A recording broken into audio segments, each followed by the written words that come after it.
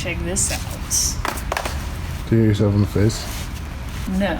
Why are we still here? Let's try that again. Just to suffer every night. After this try, I'm gonna give up. Howdy everyone, it's me Zombie and welcome back to my happy cosplay channel. Today I'm going to be showing you how I made this crowbar prop out of foam. I made this for my Gordon Freeman cosplay. It's a lot of fun, it's super light and durable, which is great for cosplay. The downside is that you can't actually fight aliens with it because it is foam, but the upside is that it's con-safe, it's durable, and it's light, and it looks cool. So if you want to learn how to make a crowbar of your own, or if you just want to learn how to make something like it, I hope this helps you make something cool of your own. So without further ado, let's head over to the crafting table. First, you'll need a dowel. You can see here that I chose a wooden dowel, but I ended up using a round bar later because this wooden dowel ended up being a bit too wide. I measured the dowel to be the approximate size of a crowbar, then I matched the length of the wooden dowel using a foam dowel from Lumen's workshop. I cut the foam dowel in half, and then cut trenches in each side using a utility knife. I did this by making 2 angled cuts down the middle of each one. I learned this neat trench making trick from Bill Duran over at Punish Props. Thanks, Bill! This is the point where I figured out that my wooden dowel was a bit too big to use. Luckily I had this 1/8 inch round bar on hand. Not only was it sturdy, but I was able to cut it to size easily using a wire cutter. I applied barge to the inside of my foam dowel pieces, laid the round bar inside, and stuck the sides back together. Now that the body of the crowbar is done, it's time to make the curved parts that are on each side. I cut off 2 more pieces of my foam dowel pieces and cut them in half. I also gave these the same trench treatment. I cut some galvanized wire, looped the ends together, and used a wire cutter to hold it in place while I twisted the pieces together. I did this twice for each end. Twisting the wire together helps give each end a sturdy but bendable skeleton for the next step. Now I can glue the wires inside the dowels. Once the glue's dry, I can use a utility knife to cut the ends to an angle. I can also use the utility knife to cut in the notch details in one end of the crowbar.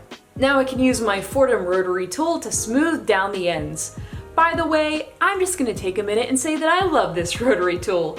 After 2 different Dremel tools died on me last year, I reached out to Fordham and asked if they would be willing to send me one of their rotary tools. I honestly wasn't expecting an answer from a well-known company like Fordham, but they immediately replied and said yes, which was very nice. They didn't even ask me to talk about it in a video or anything like that, but I really wanted to because this has been so great for making cosplay. It was easy to set up and I was able to use it right away. And for foam, I've been loving their sanding stone bit, as you can see here. Anyway, thank you for letting me fangirl about a rotary tool for a minute. Since the ends are smooth now, I can bend them into place thanks to the galvanized wire inside. I left a bit of the wire sticking out of each end so I can poke it into the center of the rod. With the help of some barge, I was able to fix the ends in place permanently. Now that the construction is done on the crowbar, it's time to prime. I'm using some trusty Plasti Dip spray to prime my foam piece. If I had a hanger, I could spray this all at once. But I don't have one, so I have to be patient and do one side at a time. Once both sides are dry, I can start painting it. As you can see here, I painted the middle part silver instead of red. That's probably because at this point it was like 5 a.m. and I was starting to get a little loopy. Luckily, I realized my mistake after it dried and painted the correct part silver. Then I was able to paint the middle part the correct color, which is red. For the silver bits, I used a mixture of the colors Plata Silver and Gunmetal from Vallejo, and for the red, I used a mixture of the Vallejo colors Chocolate Brown, Bloody Red, and a little bit of black. While I'm painting these pieces, I would like to thank my patrons. Your support makes videos and costume projects like this possible.